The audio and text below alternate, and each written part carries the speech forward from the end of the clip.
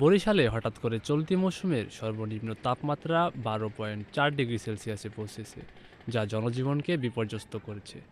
নিম্ন আয়ের শ্রমজীবী ও বিভিন্ন পেশার মানুষ কনকনে শীতে বিপাকে পড়েছেন। জেলা ও উপজেলার শীত আরও তীব্রভাবে অনুভূত হচ্ছে। তথ্য অনুযায়ী আজ সর্বনিম্ন 12.4 ডিগ্রি রেকর্ড করা হয়েছে। গত বৃহস্পতিবারও একই তাপমাত্রা দেখা গেছে। শীতে শিশু ও বৃদ্ধরা বিশেষভাবে দুর্ভোগে পড়েছেন। সেবাচিম হাসপাতালের শিশু ওয়ার্ডে রোগীর চাপ বেড়ে গেছে।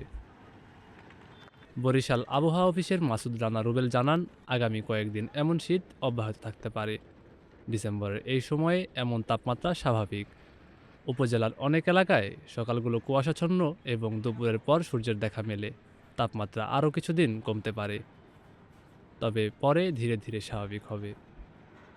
সাজিদুর রহমান সামি, নাগরিক প্রতিদিন।